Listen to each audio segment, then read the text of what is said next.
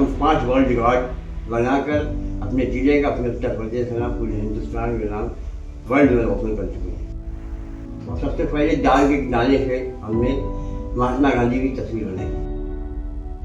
अभी हाल में ही आपने राहुल गांधी से मिला, उनकी तस्वीर अरहर की दाल पर बन रही थी। जब आपको पता चला कि आप राहुल गांधी से मिलने वाले हैं, उस पल को आपने कैसा महसूस किया? आज हमारे साथ वह कलाकार मौजूद हैं जिन्होंने अपनी कलाकारी से दुनिया की बड़ी बड़ी हस्तियों की तस्वीर एक ऐसी चीज पर बनाई है जिसे जानकर सुनकर आप भी हैरान हो जाएंगे। रायबरेली जिले के सलोन तहसील के रहने वाले नसीम शेख ने अपनी कलाकारी से लोगों का मन मोह लिया है। आपको इनके बारे में बता दूंगा कि ये कैंसर रोगी भी हैं जो काफी सालों से जूझ रहे हैं, जिन्होंने कैंसर पीड़ित होने के बाद भी अपने जज्बा को कायम रखा है, अपनी कला, अपने सपने को पीछे नहीं छोड़ा है। आज हमारे साथ हैं जिन्होंने चावल के दाने पर, अरहर की दाल के दाने पर लोगों की तस्वीर बनाई है, वो मुख्यमंत्री हो या गृह मंत्री या क्यों ना अंबानी परिवार का कोई भी सदस्य हो। आज हम बातचीत करेंगे नसीम शेख जी से। सबसे पहले तो मैं जानना चाहूंगा कि आपकी ये शुरुआत आपको कैसे थी? बचपन से थी या फिर इसकी सोच आपको कैसे बनी बनाने की? नहीं, ये बचपन से हमारी शुरुआत थी। पेंटिंग अच्छी थी हमारी। हमने शुरुआत जो की है 1999 में की है। इसकी माइक्रो पेंटिंग सिखा दी गई। और सबसे पहले दाल के किनारे से हमने महात्मा गांधी की तस्वीर बनाई। कैंसर जैसी बीमारी के साथ आप जूझते हुए भी अपनी जज्बा को कैसे कायम रखा है? एक्चुअली किसी का शेर है कि हौसले मंजिल की बुनियाद हुआ करते हैं, समझे। तो बीमारी तो आती जाती रहती है, तो हम बीमारी से नहीं डरते। जब आनी है मौत तो आएगी। ये है कि हमें एक जज्बा है, समझिए, हॉबी है हमारे, समझिए। सबसे पहले जब आपने तस्वीर बनाई थी अपनी कला को देखकर एक चावल के दाने पर, तब आपको कैसा लगा था? बहुत प्राउड फील हुआ हमें। और ये था कि हम अपने ज़िले का, अपने रायबरेली का, अपने यूपी, उत्तर प्रदेश का, हिंदुस्तान का नाम पूरी दुनिया में रोशन करें। और इस कार्य करते हुए आज 25 साल हो गए हमें। और अब तक हम 5 वर्ल्ड रिकॉर्ड बनाकर अपने ज़िले का, अपने उत्तर प्रदेश का नाम, पूरे हिंदुस्तान का नाम वर्ल्ड में रोशन कर चुके हैं। अभी हाल में ही आपने राहुल गांधी से मिला, उनकी तस्वीर अरहर की दाल पर बन रही थी। जब आपको पता चला कि आप राहुल गांधी से मिलने वाले हैं, उस पल को आपने कैसा महसूस किया?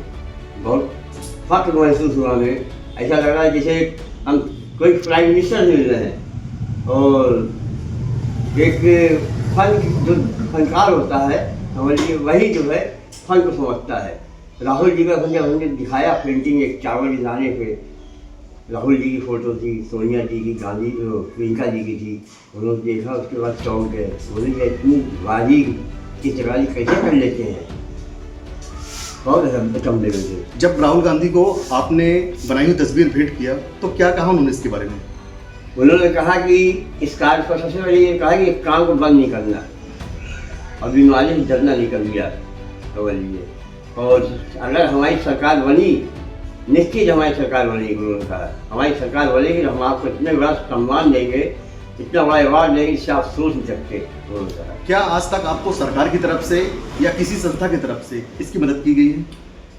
नहीं, सरकार की तरफ से कोई हमारी मदद नहीं की गई, समझिए। न कोई एक हमको सम्मानित किया गया सरकार की तरफ से, बुला के एक पेन भी दिया गया हो कि हमारे हिंदुस्तान का नाम आपने पूरी दुनिया में रोशन किया, ये नसीम एक पेन ले लीजिए। अब हमें ये शिकायत है कि प्रिंट मीडिया ने हमारी बहुत हेल्प की, इलेक्ट्रॉनिक मीडिया ने हमारी बहुत हेल्प की, दुनिया की खबर सब जगह पहुँच जाती। क्या हमारी बात हमारे PM मोदी जी को नहीं पहुँची, हमारे CM योगी जी को नहीं पहुँची, ये हमें तकलीफ है।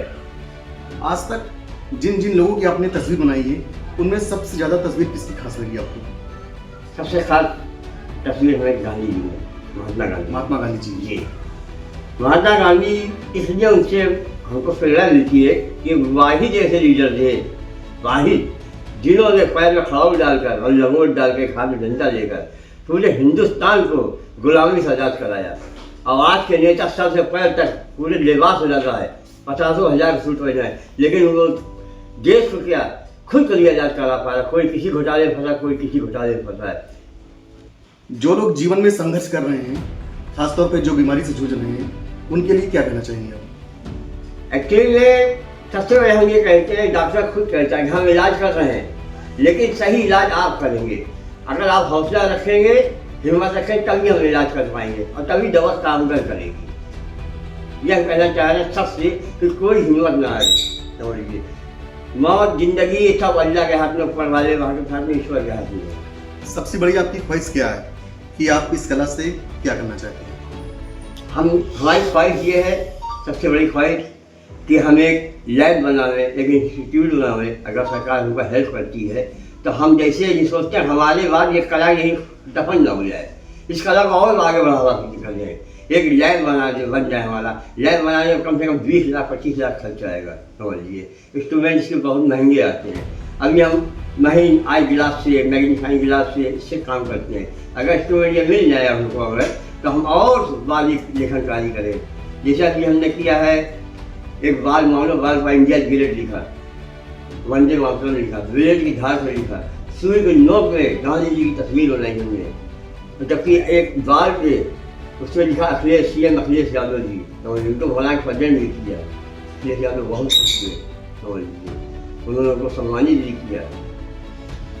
तो जैसा कि आपने देखा कि नसीम शेख ने एक मानव के बाल पर इंडिया ग्रेड और ब्लेड की धार पर वंदे मातरम, सुई की नोक पर महात्मा गांधी की तस्वीर, दुनिया का सबसे छोटा प्रिंटिंग ब्रश हो, इन्होंने ऐसी कला से दुनिया को मोह लिया है, जिसका इन्होंने मुंबई में इनको बुलाकर सम्मानित भी किया गया था। ये चाहते हैं कि अगर इनको सरकार किसी तरह का मदद करती है तो ये एक लैब बनाना चाहते हैं जिसमें लोगों को अपनी कलाकारी का हुनर दे सकें। मैं कैमरामैन फरहान सिद्दीकी के साथ IPI न्यूज़ सलोन से।